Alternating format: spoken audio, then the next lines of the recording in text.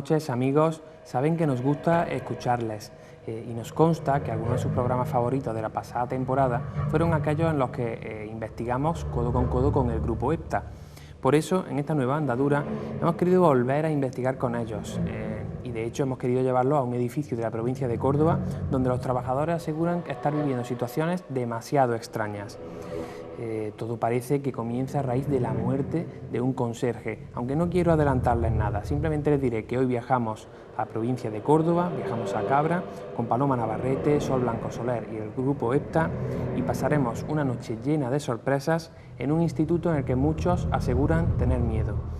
No se lo pierdan, aquí comienza Córdoba Misteriosa.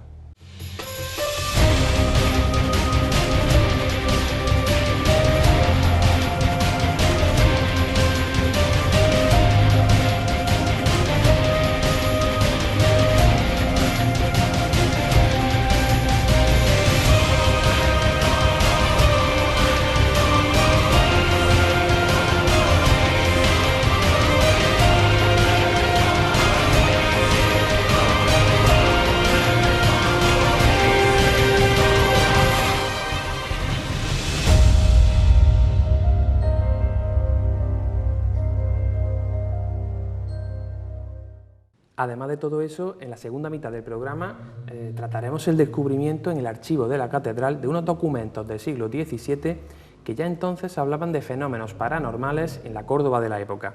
Así que no se muevan del asiento porque hoy nos espera un programa cargado de sorpresas. Para ayudarnos a contarles esa primera investigación que les adelantaba hace un momento, con permiso oficial, en el Instituto Aguilar y Eslava de Cabra, ¿quién mejor que nuestro experto en parapsicología, Jorge Liébana, además de guía de las rutas de Córdoba Misteriosa? Buenas noches, Jorge. Buenas noches, como siempre. Jorge, directo al grano, ¿qué tiene este instituto especial? Pues lo que se viene contando desde hace mucho tiempo acerca de él. Siempre se han extendido los rumores acerca de que allí hay ciertas personas que han vivido fenómenos de lo más extraños, pero de entre todos los fenómenos que se cuentan siempre ha destacado algo en concreto, una aparición. Pero vamos a intentar explicar primero esa aparición. Dentro de lo que es el instituto nos encontramos un museo de historia natural. Ese museo pues está lleno de todo tipo de animales disecados, curiosos, de aparatos de laboratorio de otras épocas, y lo que más destaca en ese sitio es nada menos que un esqueleto humano. Y es que, según cuentan, en el siglo XIX hubo allí un conserje que vivía y trabajaba allí en ese edificio y que estaba tan impresionado con lo que se hacía allí que decidió donar su cuerpo a la ciencia para que ellos mismos pudieran investigar con él. Y efectivamente así ocurrió. Cuando este hombre murió, su cuerpo fue utilizado para ese fin y digamos que en reconocimiento a su solidaridad, lo que hicieron fue exponer su esqueleto, que sigue estando allí a día de hoy. Y es curioso porque ha habido muchos estudiantes, trabajadores, incluso personal docente, que se ha llegado a encontrar con ese esqueleto deambulando por todas las estancias de este sitio, y sin embargo cuando van corriendo a la urna donde debe de estar, se encuentran que está allí, no se ha movido en ningún momento, lo cual no tiene ninguna explicación. Hombre, la situación que nos acabas de contar es realmente impactante, ¿no? Tiene bueno, pues cuando cae un poco la noche, ¿no? En invierno, a partir de las 6 de la tarde, encontrarse un esqueleto andando, un esqueleto, debe ser impactante y bueno, casi cómica, pero bueno, vamos a ver, porque claro, no es esto lo único, eso es lo que dice la leyenda, pero luego existe toda una suerte de testimonios de trabajadores que incluso tienen miedo porque hablan de apariciones, de fenómenos extraños y bueno, y una suerte de leyendas en torno a un lugar cargado de historia, como vamos a descubrir en el siguiente vídeo.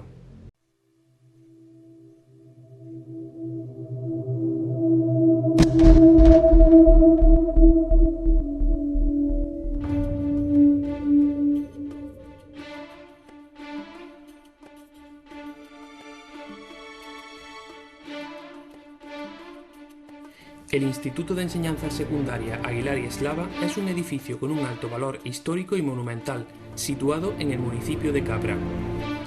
Fue fundado en 1679 por el presbítero egabrense Luis de Aguilar y Eslava, bajo el nombre de Real Colegio de la Purísima Concepción, y en 1847 se convierte en el primer instituto de España.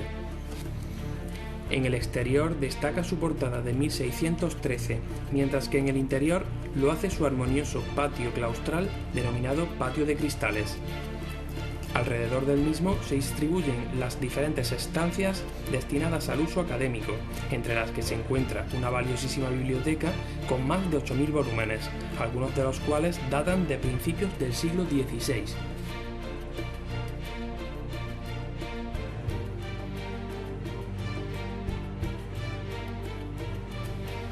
También destaca su impactante Museo de Historia Natural, en el que se conservan piezas de un importante valor cultural y didáctico. Sin embargo, si algo impacta en este museo es un inquietante secreto que sus trabajadores parecen conocer a la perfección. Un antiguo conserje de mediados del siglo XIX, hacia 1880 ya está inventariado como esqueleto aquí en el Museo de Ciencias Naturales. Quiso quedarse para siempre en su casa porque él había vivido aquí, había trabajado durante todo el tiempo, donó su cuerpo y su cuerpo se queda en el museo. A partir de ahí, pues bueno, siempre surgen una serie de comentarios y habladurías en torno a que, bueno, en un momento dado el esqueleto del conserje cobra vida y en un momento dado se mueve. Hay algunos fenómenos en los que aparece en algún momento determinado alguna sombra o algún movimiento, algún fenómeno de encender o apagar luces, moverse el ascensor, y todo gira un poco en torno a la personalidad innominada, porque en un momento determinado todos los datos que hemos barajado en ese momento no nos permiten ponerle nombre a esta persona, pero sí que confluyen en el esqueleto del conserje que donó al Museo de Ciencias Naturales del Instituto de Águilas y Lava de Cabra.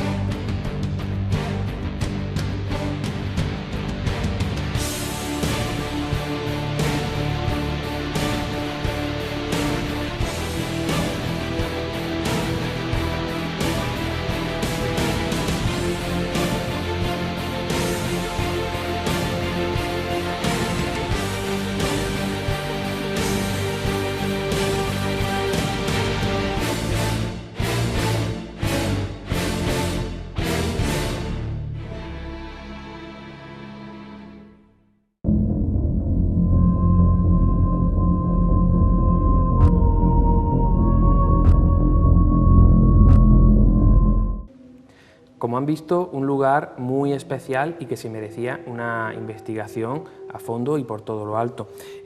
Bueno, Jorge, como hemos adelantado, en este edificio se respira historia. Sí, efectivamente, este edificio, tengamos en cuenta la historia que acabamos de conocer de él, y desde el siglo XVII hasta nuestros días se podría decir que ha vivido pues, muchos de los grandes acontecimientos históricos que han ocurrido en estos 3-4 últimos siglos. Por ejemplo, pues durante el bombardeo de Cabra también fue testigo directo, le tocaron muy de cerca ese bombardeo, incluso el hospital estaba pues, prácticamente anexo a este lugar, e incluso también cuentan que sirvió como refugio en esa misma guerra civil, y así lo atestiguan diversos tiros de escopeta que se ven en algunas partes del techo, tal y como nos hicieron notar cuando fuimos allí al instituto a hacer la visita, y así nos lo explicaron. Y bueno, luego otro dato que creo que también es importante, curioso de conocer, es que el mismo Niceto Alcalá Zamora, que fue el primer presidente de la República, cursó sus estudios también en este instituto, en el Aguilar y Eslava. Bueno, pues imagínense en un lugar tan cargado de historia. Ustedes ya conocen a Paloma Navarrete, la sensitiva probablemente más conocida de nuestro país, la psíquica más famosa y colaboradora habitual del programa Cuarto Milenio y también de algunos de nuestros programas de Córdoba Misteriosa. Y además, no se me olvida anunciar, asesora de lujo de la ruta Aquelarre que cada sábado ofrece Jorge, y en la que hablamos sobre la brujería y la nigromancia en Córdoba. Paloma fue quien nos ayudó a desarrollar el guión y a explicar de alguna forma mucho más fidedigna qué es la brujería actual y en qué se ha convertido hoy en día, olvidándonos de esos estereotipos de otra época, qué es como hoy funciona. O sea, una ruta, como les digo, muy bien estructurada y muy bien asesorada, que Jorge nos ayuda a conocer cada sábado. Bueno, ya saben que cuando Paloma se concentra es capaz de entrar en contacto con los espíritus de quienes han fallecido en el lugar y se han quedado por un motivo u otro atrapados en esta realidad. En un lugar con tanta historia, donde se han mezclado tantas épocas diferentes, para Paloma tuvo que ser un auténtico bueno, pues un auténtico infierno el tratar de aclararse, ¿no? El tratar de contactar solamente o concentrarse en una sola historia, ¿no? Sí, y así fue como ocurrió al final, más o menos se esperaba algo así. Y la verdad es que esta investigación arrojó datos bastante sorprendentes y bastante curiosos, no solamente para nosotros, sino también para el mismo grupo ESTA, que con toda su veteranía en aquella investigación también se encontró con cosas que nunca antes habían vivido. De hecho, hubo, digamos, una historia principal con la que pudieron conectar, pero esa historia estaba constantemente interrumpida por otras apariciones, por otros espíritus, otras historias que de alguna manera pedían paso allí y se entremezclaban como fuera. Muchas veces nos preguntan cuando vienen a la ruta y nos conocen que cómo es Paloma Navarrete en persona, y siempre respondemos lo mismo, es algo impresionante. Ver a Paloma en acción es una experiencia única, porque estamos hablando de una persona que empieza a hablar con entidades que nosotros no podemos ver y que empiezan a revelarle datos concretos, que empiezan a darle nombres, apellidos, fechas, y que en muchas ocasiones, luego como comprobarán, llegan a cumplirse, ya lo saben. Pero lo que en esta ocasión les vamos a traer es una experiencia todavía más única porque, aunque a Paloma la han visto varias veces en acción, no es algo que se suela emitir en televisión, el tándem formado por Paloma y Aldo Linares, el otro sensitivo, el otro psíquico del grupo EPTA. Por tanto, lo que vamos a ver hoy es la pareja de Paloma y Aldo funcionando a la vez. Ya verán ¿por qué se caracteriza cada uno de ellos? Porque ¿qué diferencia hay entre estos dos tipos de psíquicos? Pues Aldo y Paloma tienen una diferencia sustancial. Efectivamente, los dos son medium, psíquicos, sensitivos, pero Paloma, digamos que tiene el don de conectar con esa otra realidad, establecer un contacto, una comunicación directa con esos espíritus, mientras que Aldo Linares es lo que se considera un medium de incorporación. Es decir, él, digamos que presta su cuerpo, su soporte físico a esas entidades que quieren comunicarse y de una forma controlada y temporal deja invadirse, deja poseerse para que esas entidades puedan hablar con Paloma a través de él. Así que realmente, aunque veamos a Paloma y Aldo sentados en un mismo sitio, como se verá, podría decirse que en realidad se trata de una conversación entre Paloma y una entidad concreta, no Aldo, sino otra entidad. Una entidad que de alguna manera posee el cuerpo de Aldo. Bueno, y yendo directo a lo que los espectadores quieren ya saber, ¿cómo fue la investigación? La investigación fue bastante larga, fue dura. Estuvimos allí hasta bien entrada la madrugada, como sabes, y como solemos hacer en las investigaciones, lo primero es investigar el terreno, ver lo que ocurre allí, tomar todo tipo de medidas y mediciones. De esto se encargó, por ejemplo, José Luis Márquez, que es físico y es el perteneciente al grupo ESTA, y él es el que, digamos, lleva lo que es el aparataje de aquel equipo, las mediciones más objetivas, las mediciones científicas de aquello, y estuvo recorriendo con su medidor de campos electromagnéticos todo el edificio en busca de algún punto que tuviera alguna variación, algo que estuviera fuera de lo normal. Mientras José Luis Márquez hacía esto, tanto Paloma Navarrete como Piedad Cabero se encargaban de hacer lo mismo, pero a su manera, con lo que se conoce como la técnica de radiestesia.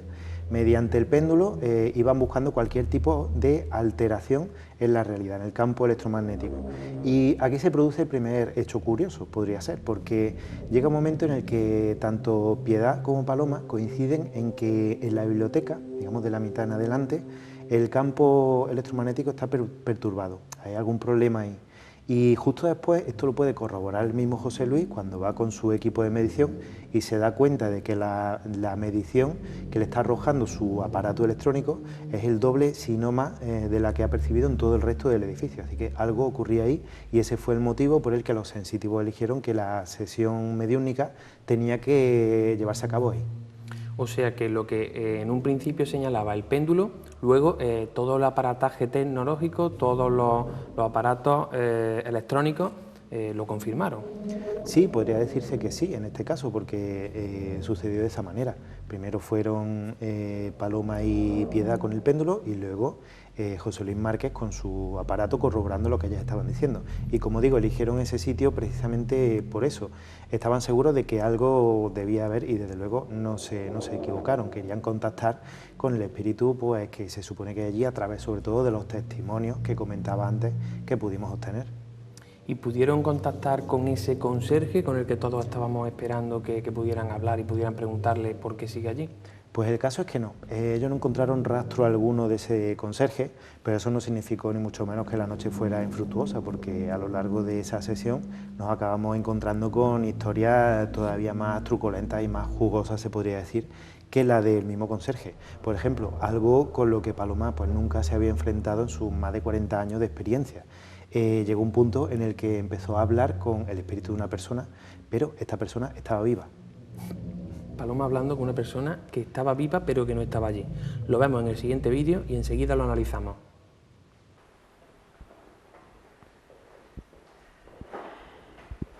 Sube corriendo las...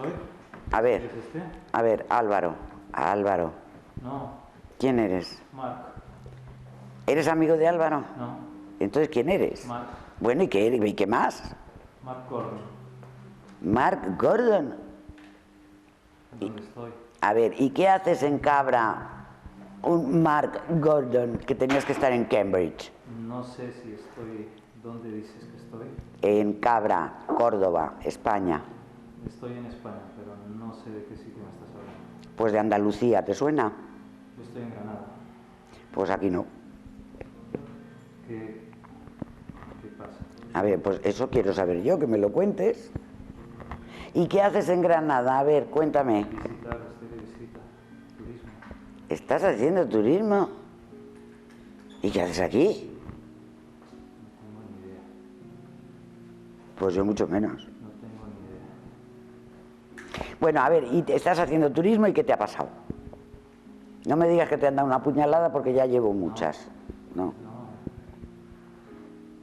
Dormir. Sí, ¿dormir dónde? ¿En la calle? ¿Estás durmiendo en un hotel y en qué año? 2014. Ah, vale, venga, un astral. Anda, vete a dormir. Vete a dormir, que estás de viaje. A ver, te has largado a viajar mientras estás durmiendo. ¿Pero qué? ¿Pero qué es esto?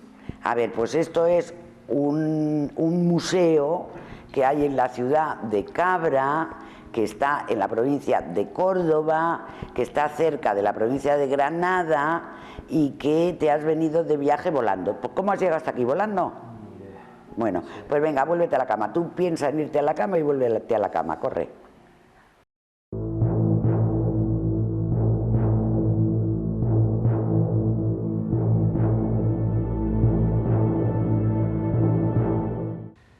Bueno, ya lo han visto, cuando terminó esta experiencia y pudimos hablar con Paloma, ella misma nos reconoció que hasta entonces ella no sabía que eso podía ocurrirle. De hecho, era la primera vez que le pasaba y era la primera vez que ella contactaba con alguien que estaba en ese mismo momento viviendo un viaje astral.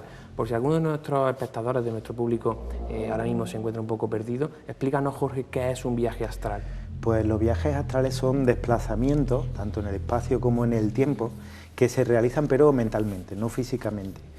Muchos aseguran que lo que se produce en realidad es un desdoblamiento en el que el alma, digamos que se separa temporalmente del cuerpo y puede viajar libremente. Y una vez realizado ese viaje simplemente se vuelve a incorporar a ese cuerpo y es como si la persona muchas veces, en muchas ocasiones, hubiera soñado algo que a lo mejor no es un sueño sino otra cosa. De hecho, las personas que defienden esa tesis del desdoblamiento dicen que eso es algo que incluso se puede entrenar, que se puede llegar a controlar y a realizar de forma voluntaria, aunque claro, como hemos podido ver, también ocurre de forma involuntaria y totalmente espontánea. De hecho, si analizamos un poco este caso en concreto, nos encontramos con alguien que se identificaba como Marc Gordon y que decía que no tenía ni idea de dónde estaba ni cómo había ido a parar allí. Eso era lo que le comentaba Paloma.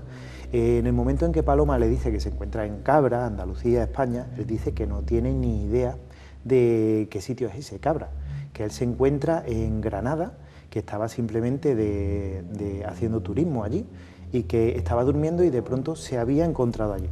Y es curioso porque, como se ha apreciado también en el vídeo, Paloma intentaba hacerle todo tipo de preguntas para ver por qué estaba allí, si le había pasado algo. Incluso Paloma llega a insinuar que si lo habían apuñalado, ya como en plan broma, desesperada por no saber qué hacía aquel hombre allí, hasta que a Paloma le da por preguntarle que en qué año se encuentra. Y este tal Marc Gordon responde que en el año 2014. Y ahí Paloma automáticamente deduce que lo que está ocurriendo es que está hablando con un astral, como lo llama ella, una persona que de forma inconsciente ha realizado un viaje astral. Le explica esto a este hombre, le dice que no se preocupe, que mañana cuando despierte le va a aparecer un sueño y lo despide. Y ahí es cuando empiezan a intentar contactar más a fondo con una historia que habían vislumbrado en un principio y que parecía bastante interesante. Desde el primer momento ya llamó la atención de los dos sensitivos. Fíjense, si no es ya impactante que alguien pueda estar durmiendo y de repente encontrarse en una biblioteca en Cabra. ¿Cuántas veces todos nosotros y también ustedes en un sueño han estado visitando un lugar que no conocen y que les ha parecido totalmente sacado de la fantasía? Y bueno, esto plantea una reflexión bastante interesante sobre qué es lo que ocurre con nuestra mente o con nuestro espíritu, si ya entramos en reflexiones un poco más relacionadas con la religión. ¿Qué es lo que ocurre con nuestra mente mientras dormimos? ¿Es posible que estemos visitando lugares que realmente existen en el planeta Tierra? Pues ahí dejamos la reflexión. Pero bueno, centrándonos otra vez en la historia, contactan con un chico que se llama Álvaro y que está viviendo una historia realmente impactante. Exactamente, como decía, fue la primera historia que vislumbraron allí, pero igual que comenté hace un momento, estuvo rodeada de todo tipo de interrupciones, aunque al final tuvo una conclusión. Resulta que se trataba de un chico que decía llamarse así, Álvaro, y que decía vivir en el año 1823. Era un alumno de ese mismo instituto y Paloma lo describía como un chico joven, alto, con el pelo moreno, como a media melena, vestido completamente de negro, sujetando un buen puñado de libros en un brazo y que estaba muy nervioso. Veía a este chico que corría subiendo unas escaleras sin parar. Y en el momento en que ella intenta de alguna forma hablar con ese chico y preguntarle qué le está ocurriendo, de nuevo tenemos otra interrupción. Entra en escena otro estudiante que no habíamos conocido antes para nada, que decía llamarse Eugenio de Mora. Lo que pasa es que este otro que había entrado de repente sí que parecía conocer a Álvaro. Paloma le preguntó que si sabía lo que le pasaba a este muchacho, a Álvaro, y él le dijo que no le pasaba nada, que solo estaba muy ocupado y que a su amigo tampoco le pasaba nada. Digo su amigo porque Paloma sí llegó a averiguar justo antes de esto que Álvaro corría porque estaba preocupado por un amigo suyo. Y ahí fue donde se terminó en ese momento toda la información. Y este tal Eugenio de Mora decía que a su amigo no le pasaba nada, que estaba estudiando apartado, que estaban en época de exámenes y todo el mundo estaba muy nervioso, como si le estuviera quitando importancia a lo que en realidad estaba ocurriendo allí. Y estaba ocurriendo realmente algo muy importante y parecía como que ese tal Eugenio de Mora lo que estaba tratando era como de encubrir o de ocultar para que Paloma no se enterara de algo que podría meterle en un lío, ¿no? Sí, daba esa impresión porque luego cuando por tercera vez consiguen volver a conectar con esa historia, de nuevo pueden ver a Álvaro que va corriendo sin parar, termina de subir esas escaleras, atraviesa también corriendo una galería, llega a un pasillo y se planta en el fondo del pasillo delante de una puerta que resulta ser la puerta de la habitación de su amigo y empieza a llamar. Y al no obtener respuesta lo que hace es forzar esa puerta, romperla y entrar. Y vean ustedes en el vídeo qué es lo que encuentra este tal Álvaro al entrar a la habitación. A ver, 1823.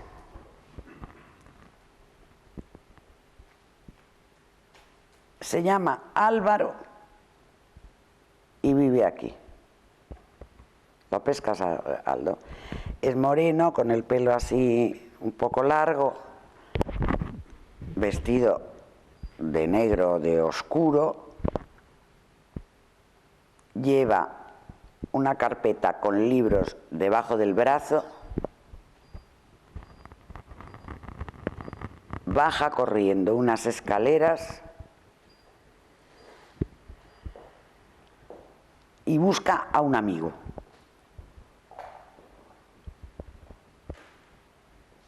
Abajo hay mucho jaleo.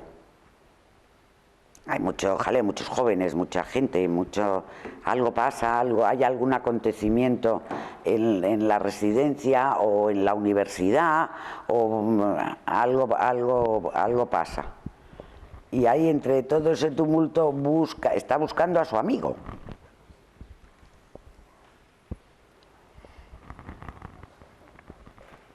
Que no lo encuentra, además. corriendo, va corriendo, va corriendo por una galería. Va corriendo por una galería. Ya lo tengo. Llega a un pasillo y hay habitaciones. Y va llamando a su amigo, pero no sé cómo se llama el amigo, no le entiendo lo que dice. Y llega a una puerta y llama a la puerta. Y no le contesta a nadie. Y vuelve a llamar a la puerta.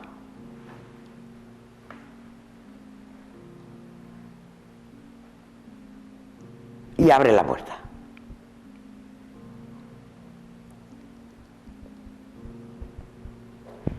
Y en la cama está tumbado el chico. ¿No tienes a Alvarito? ¿Por qué no le tienes? Tengo dos aquí, pero no lo estoy... A ver, Álvaro, Álvaro. No, él está volcado y está como moviendo a su amigo, incorporando a su amigo. Su amigo está que no da señales.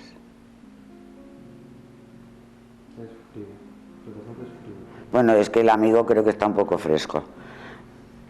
Sí, dice, mucho frío. Espera. El amigo tiene caído en el suelo, al lado de la cama, un frasco.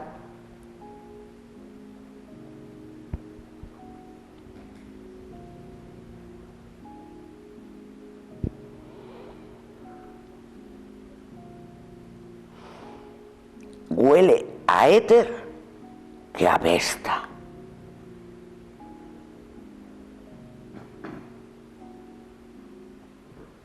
Bueno, pues como han podido comprobar, una historia dramática que realmente pudo producirse en el instituto. Sí, bueno, ya hemos escuchado a Paloma. Lo que se encuentra Álvaro es esa escena, a su amigo tumbado en su cama, durmiendo o inconsciente. Álvaro no lo sabe en ese momento y lo que hace es acercarse a él y empezar a zarandearlo para despertarlo, pero este chico no reacciona de ninguna de las maneras. Y en un momento dado Paloma dice que en el suelo de esa habitación está viendo un frasco de cristal que está vacío, está como derramado allí, y que en toda la habitación huele a éter. Así que los sensitivos llegaron a la conclusión de que a lo mejor el amigo de Álvaro se suicidó en aquel momento, y esa era la escena que ellos estaban viendo allí.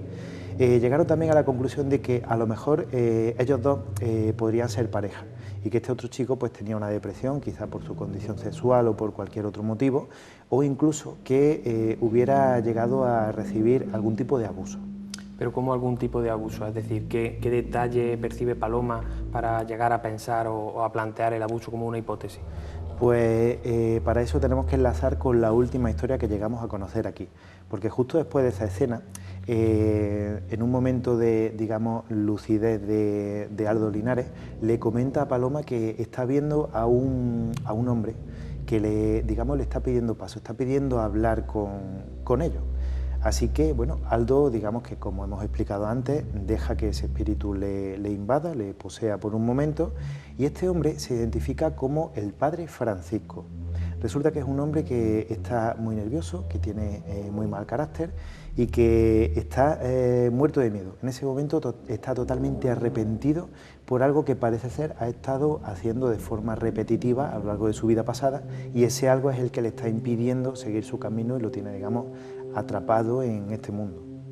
Bueno, pues véanlo ustedes en el siguiente vídeo, saquen sus propias conclusiones y permanezcan muy atentos porque el vídeo no les va a dejar indiferentes. Dice que está para que le tengan... Vaya por Dios. A ver, bueno, pero escucha, yo pido por ti todo lo que tú quieras, padre Francisco, pero dime qué te ha pasado. ¿Dónde estás? ¿Qué año es? Dice manchas, muchas manchas. ¿Pero qué manchas de sangre?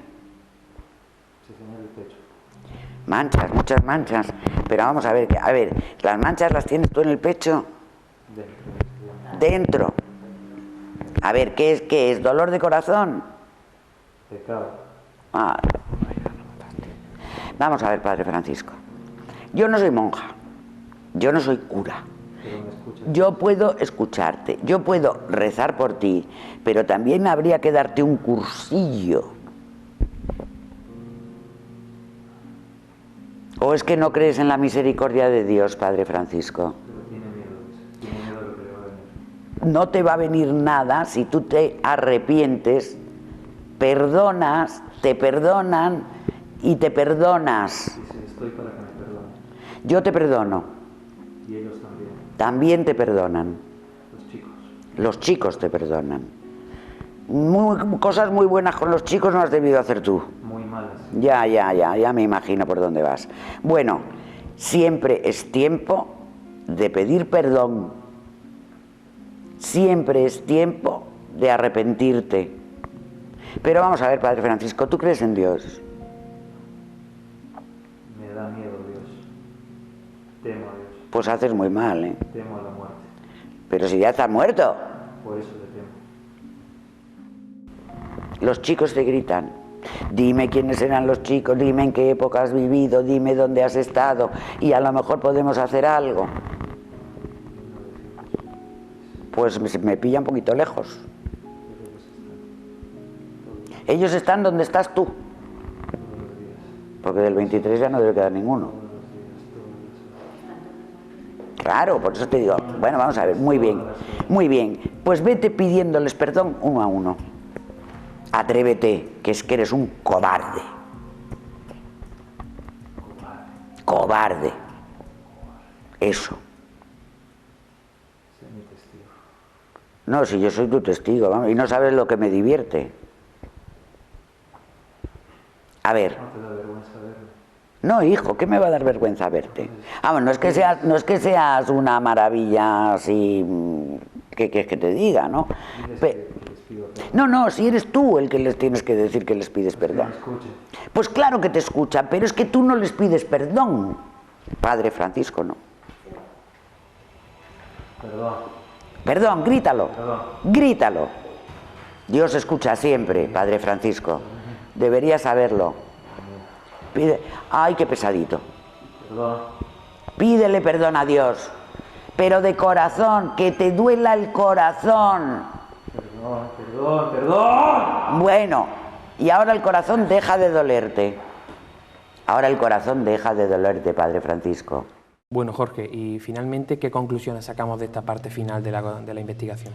Pues como se ha visto ahora, hay un momento del contacto con el Padre Francisco en el que éste acaba confesando que tiene miedo a los chicos y que necesita que ellos le perdonen para él pues perdonarse a sí mismo y poder seguir con su camino. De ahí podríamos llegar a deducir que a lo mejor necesita el perdón de esos chicos porque pudiera ser que hubiera abusado de alguno de ellos a lo largo de su vida. Es aventurado decirlo, pero no deja de ser una hipótesis.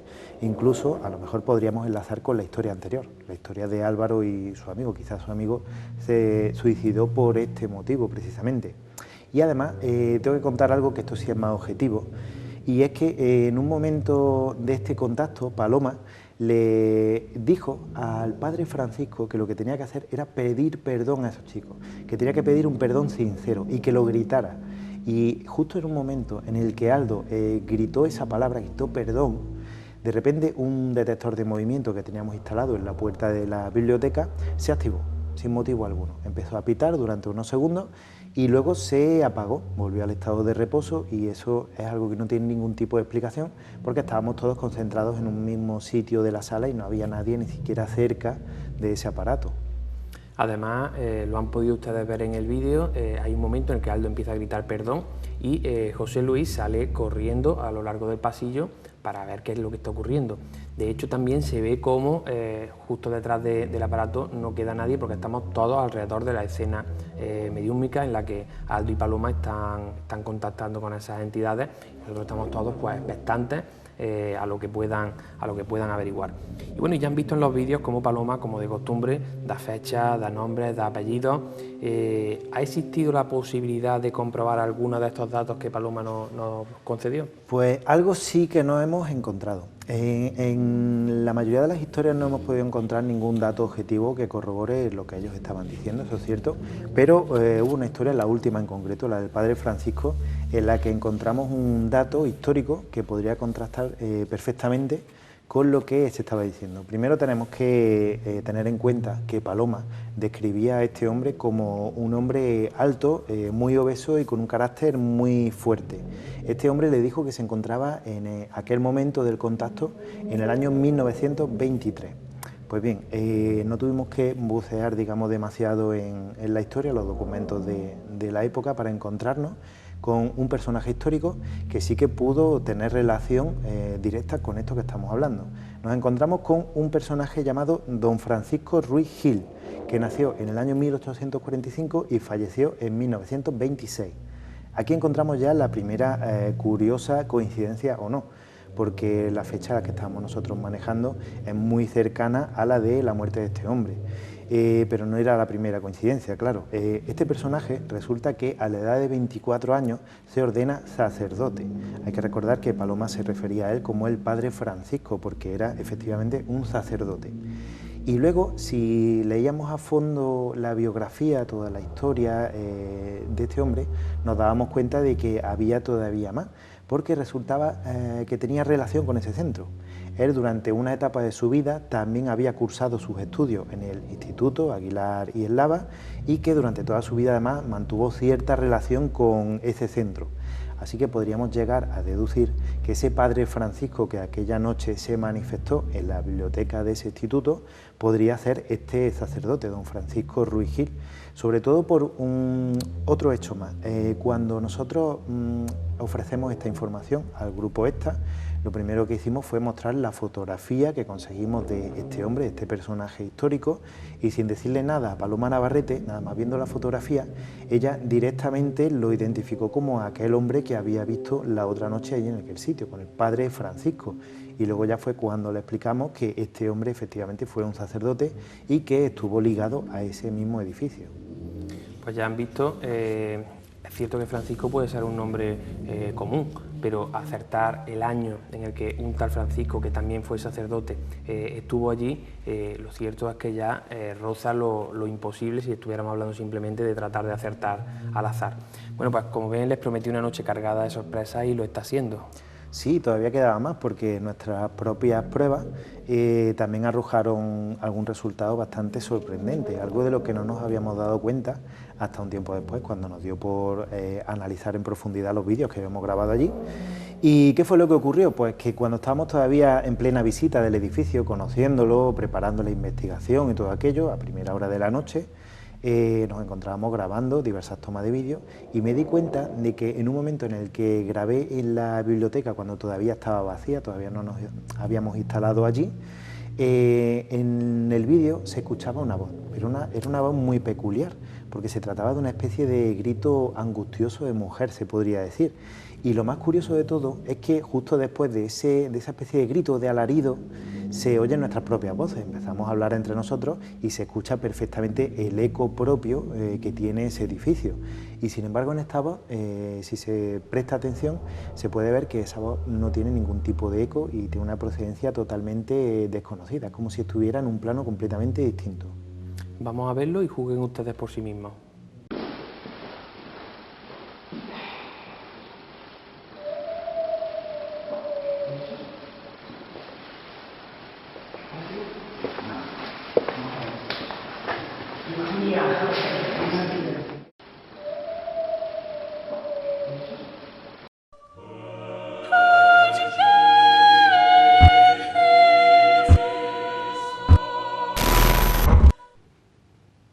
Hoy tenemos el honor de recibir la visita de un buen amigo de la casa, de PTV Córdoba, y que estoy seguro de que muy pronto se va a convertir también en un gran amigo de Córdoba Misteriosa. Muy buenas noches, Luis Enrique. Hola, buenas noches, soy Manuel. Luis Enrique Sánchez, les presento, nace en Peñarroya, Pueblo Nuevo, es licenciado en Filosofía y Letras y desde 1983 es correspondiente de la Real Academia de Córdoba. Ha sido subdirector de comunicación de Caja Sur, jefe de oficina de comunicación e imagen de la Diputación de Córdoba y en 2006 logra un gran éxito con la publicación de la novela histórica El tesorero de la catedral. Hoy nos visita para hablarnos de su segundo libro, publicado en 2013 con la editorial Nizam, bajo el sugerente título, y además lo mantengo aquí, Espectros en Trasierra. Luis, Espectros en Trasierra se considera una novela histórica, pero ¿realmente está basada en hechos reales? Sí, evidentemente. La génesis de esta novela precisamente tiene su origen en el hallazgo que llegó a mis manos de un legajo voluminoso que se conserva en el archivo de la Catedral de Córdoba, en el cual se recoge toda la documentación del desierto de Trasierra, es decir, del eremitorio que hubo de carmelitas en la Sierra de Córdoba, ¿no? Desde su fundación hasta que lo cerraron definitivamente, ¿no?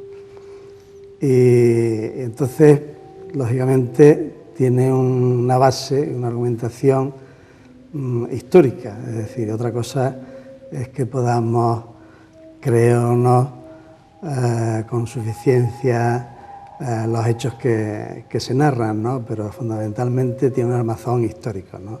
Lo único que ocurre es que yo me centro en unas declaraciones de testigos que aseguraban que allí habían sucedido, en las ruinas, habían sucedido prodigios, y eso me llamó la atención de tal manera que le di rienda suelta precisamente en esta novela, ¿no? Y, a ver, ¿tienes ahí fotocopias de la documentación, de los legajos? ¿Lo tienes todo transcrito? Sí. ¿Qué es exactamente, resumiendo, porque claro, son muchos folios, pero resumiendo, ¿qué es exactamente lo que revelan esos textos que a ti te llama tanto la atención? Bueno, esto esto es una parte de ese legajo voluminoso en el cual se hace como dicen, una probanza de los casos prodigiosos que ocurren en el convento. Es decir, el convento se funda en 1598, se abandona en 1617 y se quiere restablecer y reedificar de nuevo en 1653. Entonces, uno de los argumentos que tiene la orden para poder restaurar y fundamentar el derecho que le asiste para rehabilitar la vida eremítica es probar y demostrar que en ese periodo de abandono han sucedido unos prodigios, unos sucesos que se llaman maravillosos, que ellos interpretan como la voluntad divina de que aquello debe ser restablecido el culto y la vida eremítica, ¿no? Y esta es precisamente por la declaración de los testigos que prueban esos prodigios, ¿no? Y en esos testimonios hay auténticas joyas, ¿no? Hombre, auténticas, verdaderas maravillas, ¿no? Fundamentalmente los prodigios con distintos testigos, pero vienen a siempre girar en torno a cuatro manifestaciones típicas. Una, los animales que entran en el recinto son expulsados con violencia, ¿no? Salen asombrados y tal, hasta el extremo que hay un episodio que utilizo precisamente en preámbulo de la novela, que es la expulsión violenta de unos marranos, de unos cerdos, que salen por encima de las tapias, es decir, las tapias, aquello tiene 2 niveles, o sea que...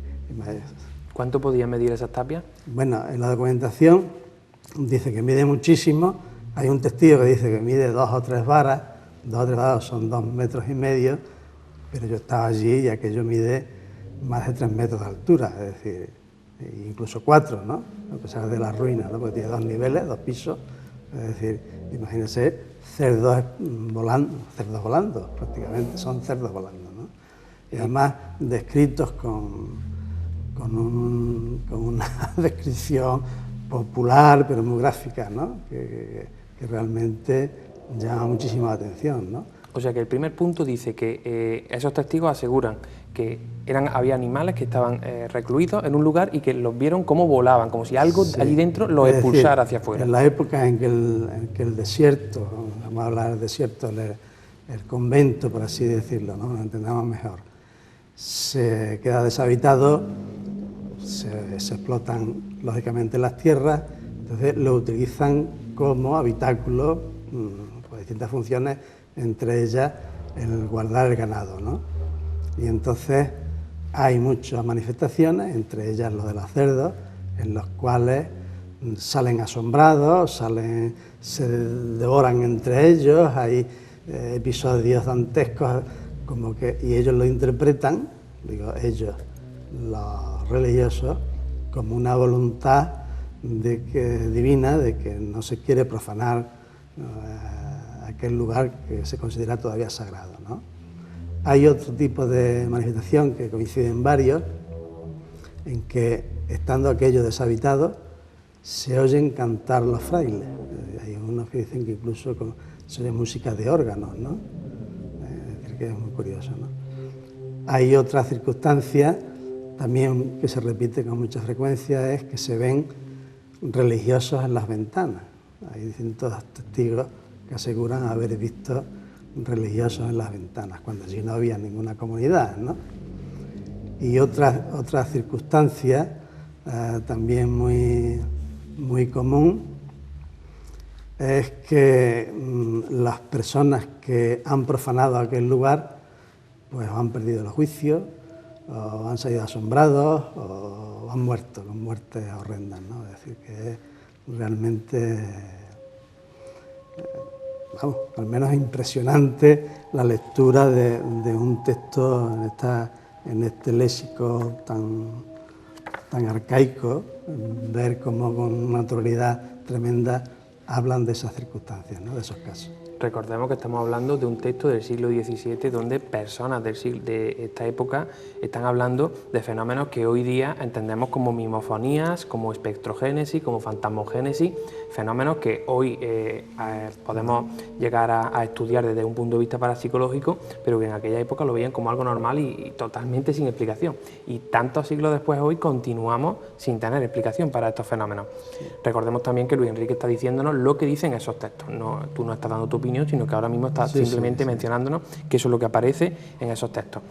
Y por eso has hablado de lo impresionante que es leer estos textos en ese léxico antiguo, pero yo quiero remontarme a ese momento en el que tú te encuentras en ese ambiente mágico del archivo de la catedral, con el silencio sepulcral del archivo, y te cruzas con esos legajos en tu camino. ¿Puedes revivir con nosotros ese mágico momento? Sí, yo lo cuento con frecuencia porque realmente fue una circunstancia, el legajo es amplísimo, y cuando yo descubrí esta probanza, esta declaración de los testigos, pues realmente estaba solo en el archivo, de las circunstancias estaba solo, y el archivo de la catedral está en la antigua, lo que era la antigua quibla de la catedral, es decir, el pasillo que se comunicaba con el Palacio Califal, donde precisamente pasaba todos los viernes el califa para presidir la oración de los fieles, ¿no? Es decir, que es un lugar ya de por sí enigmático, ¿no?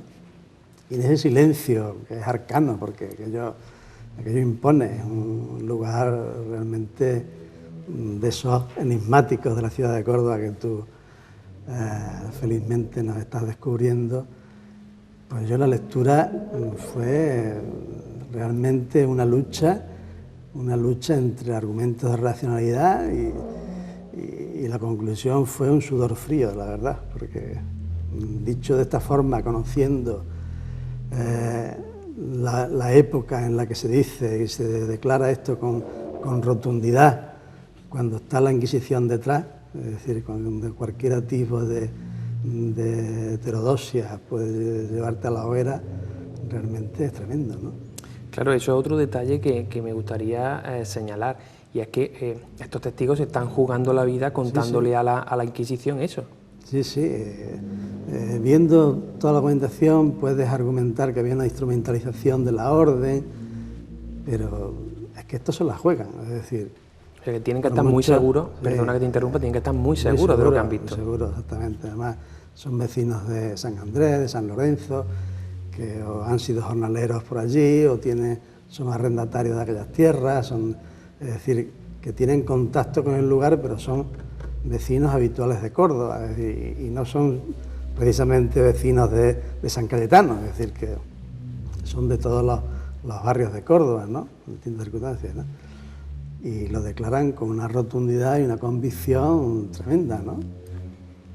Lógicamente, ellos no se atreven nunca a decir que es una revelación divina, únicamente dicen que no es humano, que aquello no es humano, porque debe ser algo no humano o sobrenatural, son las cosas, ¿no? Porque hay otra cosa que se oyen voces, ¿no? Cuando hay un caso de una tía y una sobrina, que yo los utilizo en la novela, que guardaban los lechones en la época de Montanera, que yo creo que es sobre noviembre, así, cuando la bellota y tal, guardaban los lechones precisamente en la iglesia que llaman vieja, la iglesia vieja, ¿no? Y se oía con frecuencia voces que decían que no eran humanas, diciendo hasta cuándo van a guardar los lechones aquí, ¿no? Es decir, y lo dicen, y la sobrina lo confirma, es decir, además con las mismas palabras, ¿no? Siendo que declaran en distintos momentos, ¿no? Y dicen las mismas palabras, ¿no? Eso fue lo que más te impresiona, es observar la autenticidad y la rotundidad de sus palabras, es decir, que no hay, y además la similitud, aunque sean distintos, hay cosas que utilizan casi las mismas palabras, los mismos términos, ¿no? Y el término de asombro, de despavorido, salió despavorido y tal, es muy frecuente.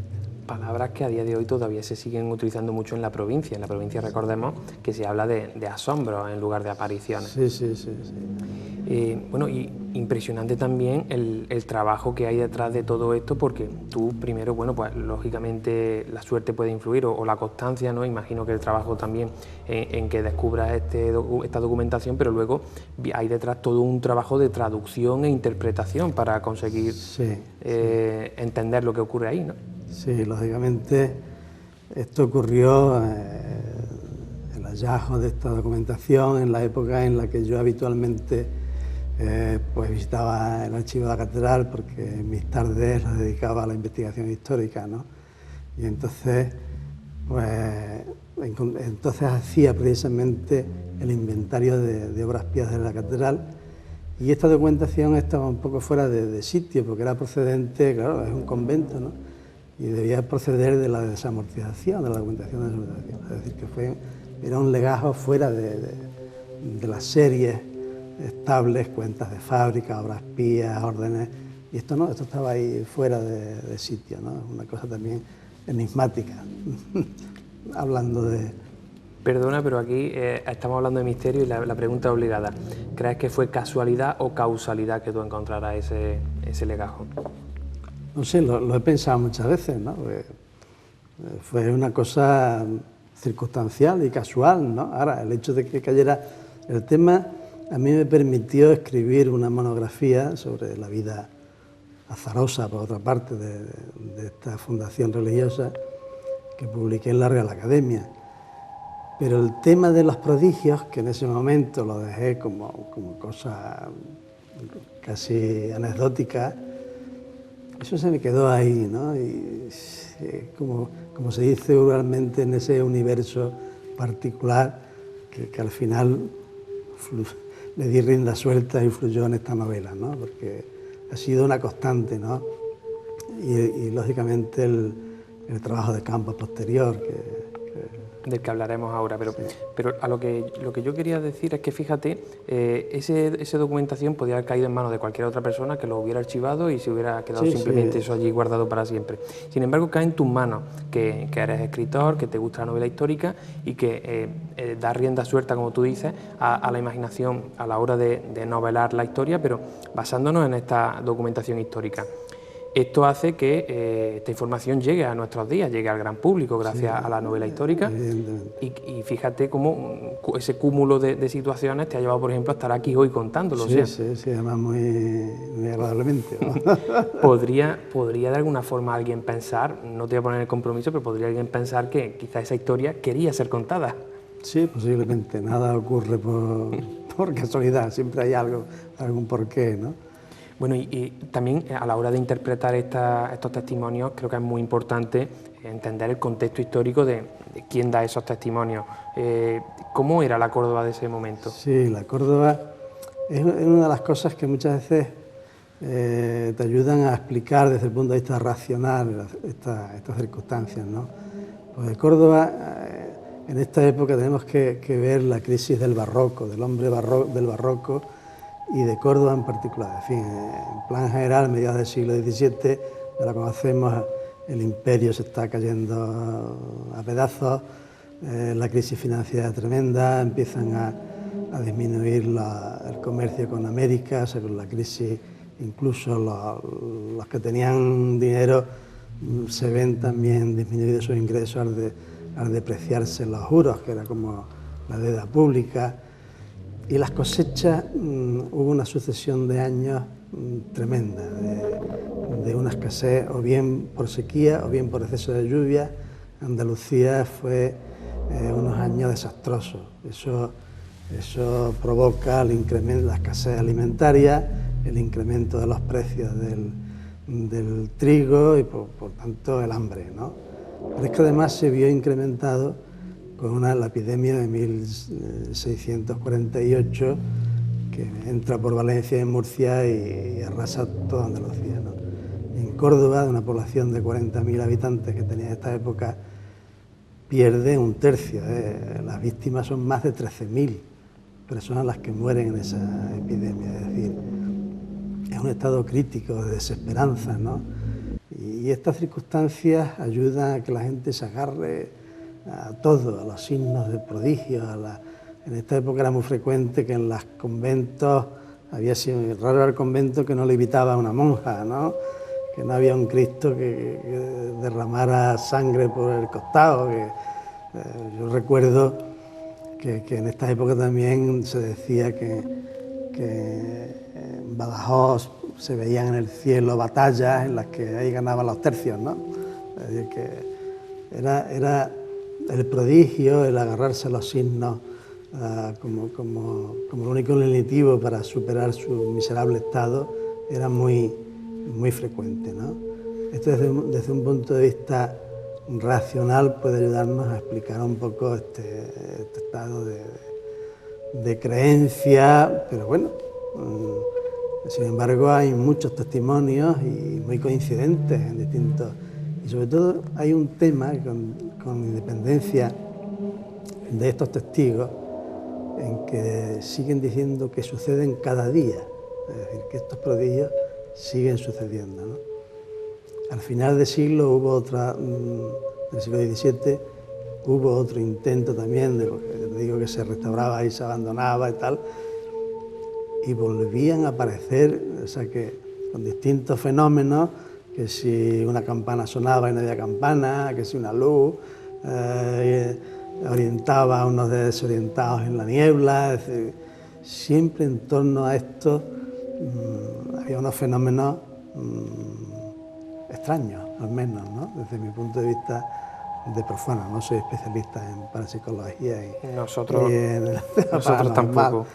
Pero sí hay, bueno, no sé si hay también otras circunstancias que los testigos se empeñan en declarar, en significar, sin que se les pregunte expresamente. Y es decir, que allí hay enterrados los frailes que murieron y muchos de los apestados que se refugiaron allí. O sea, cuando la peste en Córdoba, es normal que la gente se escape al campo y tal. Entonces, hubo muchos que se refugiaron allí en aquella ruina, murieron, porque venían ya afectados, ¿no? Y fueron enterrados allí, ¿no? Es decir, que el tema de los espectros y tal está presente, ¿no? Hay un caso en un tal Lázaro Pérez, que es muy conocido porque muchos testigos hablan de él, que acaba loco y perderá juicio y tal, que lo expulsó una mujer de allí, lo expulsó una mujer, es decir, lo expulsó un espectro, ¿no? Porque... Pero fíjense, me está dejando totalmente impresionado lo que está contando Luis Enrique, porque hagan la prueba, este mes vayan al kiosco y compren cualquiera de las revistas especializadas en misterio, Enigma, Más Allá, Año Cero, o compren cualquier libro de misterio donde se cuenten casos reales que están sucediendo actualmente. campanas que suenan, o sonido de campana en un lugar donde no hay campana, una luz que guía a alguien que se ha perdido a través de la niebla, o fenómenos paranormales en lugares donde hay gente enterrada. Es que estamos hablando de que en el siglo XVII sucedía exactamente lo mismo que sucede a día de hoy.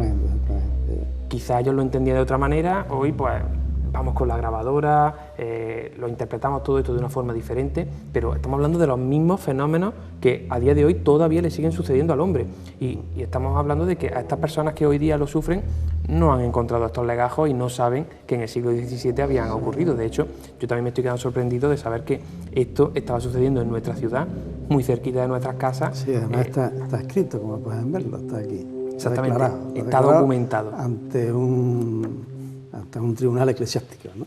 O sea, más documentado que eso, y como hemos dicho, no es que esta gente no quisiera protagonismo, no es como hoy en día que decimos que el testigo no quería protagonismo, que esta gente se estaba jugando la vida por contar eso, o sea que más prueba de que eso era real no puede haber. Oye, estoy seguro de que los espectadores están ahora mismo inquietos por saber dónde está ese lugar. Bueno, mira, el lugar exactamente está en el término de Trasierra,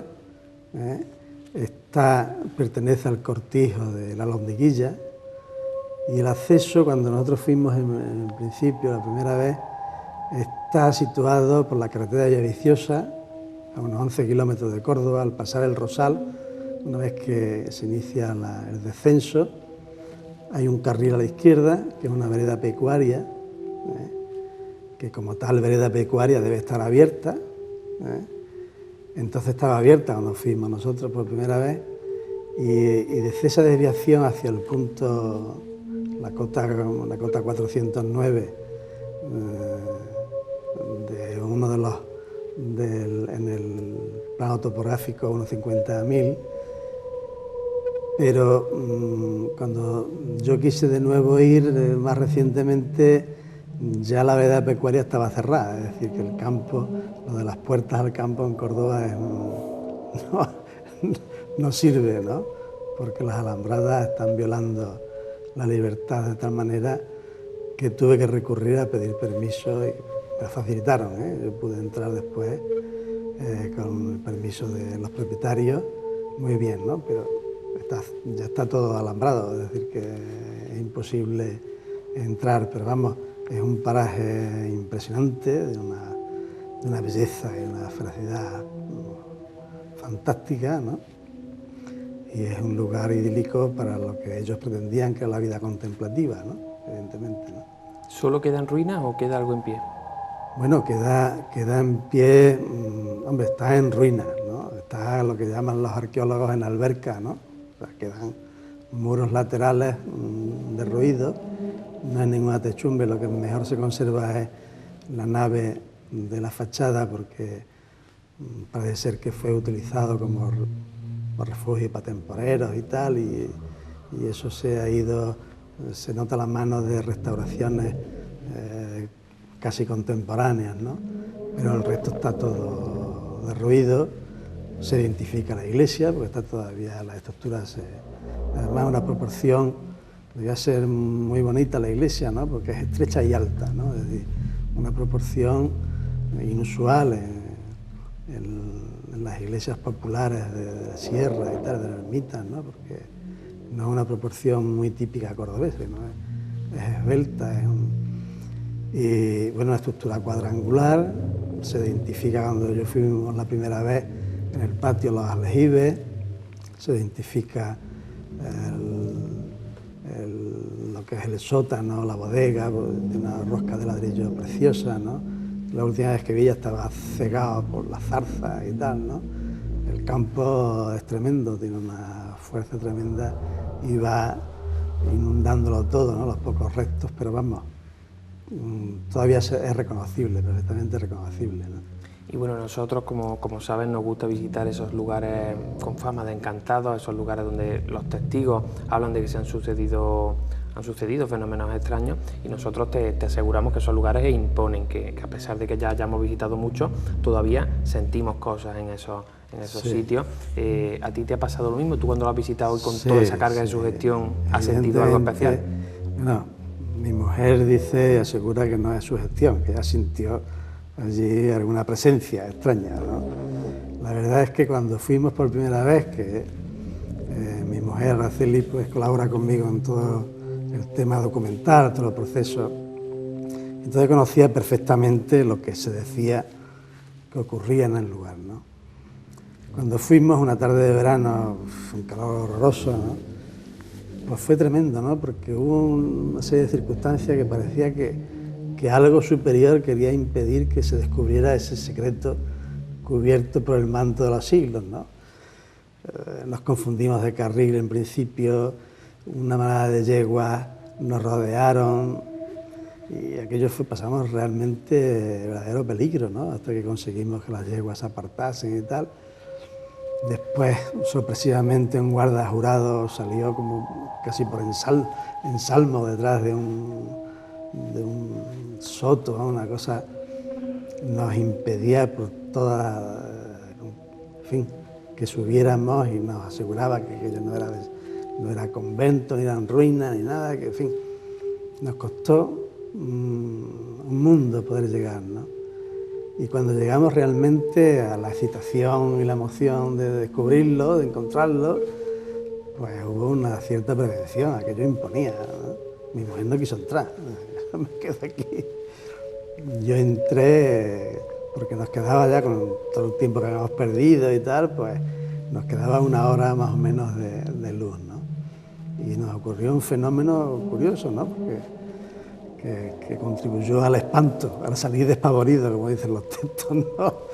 Porque estaba yo con mi vehemencia de querer verlo todo, identificar lo que es la iglesia, todas las estancias que yo ya conocía por la documentación, y de pronto se echaron las sombras sobre el lugar, o sea, que se quedó oscuro, ¿no? De pronto, ¿no? Y claro, pues imagínate cómo salimos de allí, ¿no? Como decían los testigos, despavoridos, ¿no? O espavoridos, como dicen, espavoridos, ¿no? Porque es un fenómeno que después ya recapacitamos y nos dimos cuenta, ¿no? En la sierra es muy frecuente ese fenómeno, ¿no? Que crees que te queda una hora de luz y el sol se oculta detrás de un cerro y se precipitan las sombras, ¿no? Eso nos ocurrió precisamente en ese estado de excitación y tal, y fue ya determinante para salir corriendo de allí, ¿no? Después ya volvimos con tranquilidad, pudimos fotografiar, medir, levantar un plano, etcétera, y hacer todo el trabajo de campo que se requiere en un tema desde el punto de vista historiográfico, que era entonces cuando nos interesaba el tema, ¿no? Bueno, pues como saben, nuestra labor es simplemente exponerles a ustedes los testimonios, exponerles los hechos y que sean ustedes quienes saquen sus propias conclusiones sobre lo que ocurrió allí. Aunque lo que sí me gustaría destacar es que, bueno, pues Luis Enrique, al margen de su brillante currículum y de haber ocupado puestos de altísimo rango en nuestra ciudad, pues fíjense cómo se ha dejado también seducir por el misterio y ha visitado in situ ese lugar tan encantado, algo que admiramos y que aplaudimos. Luis Enrique, una última pregunta. ¿Estás trabajando ahora mismo en algún nuevo trabajo, alguna nueva novela? Sí, no nos sí. Bueno, sí. He terminado recientemente una novela. Estoy ahora con el tema de editor, que sabes tú que el escritor escribe y el editor, o sea, el escritor propone y el editor dispone, ¿no? Es decir, que eso es una fase y es meramente histórico. Hay mucho de simbología, de magia y tal, pero el enigma está en la condición humana más que en otra cosa, ¿no? Está ambientada en el siglo XV también, como la primera, pero gira en torno a un personaje de una potencia singular que fue el arzobispo de Sevilla, Alonso de Fonseca, que fue un hombre determinante en el reinado de Enrique IV, que más que lo de eclesiástico era una anécdota, era guerrero, era mecenas, era intelectual y sobre todo un cortesano y amante desbordante también, ¿no? Bueno, pues estaremos muy atentos a todo lo que vayas haciendo, y mientras llega la nueva novela de Luis Enrique, les recomiendo encarecidamente esta pequeña joya que como ya habrán descubierto, pues mezcla misterio, mezcla novela histórica, y bueno, pues ya han visto que si les gusta el misterio van a disfrutar con todos esos sucesos que, como han comprobado, son totalmente reales. Luis Enrique, un auténtico honor haberte tenido en Córdoba Misteriosa. El honor es para mí, y felicitarte por esta labor, que es realmente impresionante, ¿no? Descubrirnos esa Córdoba enigmática, una Córdoba con tantos siglos, con tanto sedimento cultural. Indudablemente hay mucho enigma que sacar a la luz. Entonces tú lo estás haciendo. Bueno, yo lo estoy haciendo, pero basándome y aprendiendo de maestros como tú. Nos marchamos ya, recordándoles nuestras vías de contacto, 24 horas abiertas para cualquier cosa que quieran consultarnos, cualquier tema por el que quieran contactar con nosotros. Si han vivido alguna situación y quieren contárnosla, saben que pueden hacerlo en nuestro correo info@cordobamisteriosa.es, nuestro perfil de Facebook Córdoba Misteriosa, nuestro Twitter Córdoba Misteriosa y nuestro WhatsApp 634-221-984. Les recuerdo de nuevo que tenemos una cita en Cabra el próximo 4 de febrero, la conferencia gratuita Misterios de Córdoba y de Cabra, y también que esta semana vuelven a tener la oportunidad de martes a sábado de vivir en primera persona el misterio en esas rutas que hacemos por la Córdoba Misteriosa, la que podrán descubrir no solo los lugares, sino también todas las historias que hay detrás de esos lugares mágicos, esos enclaves mágicos de nuestra ciudad. Toda la información la encontrarán como siempre en www.cordobamisteriosa.es. Feliz semana y hasta dentro de 7 días.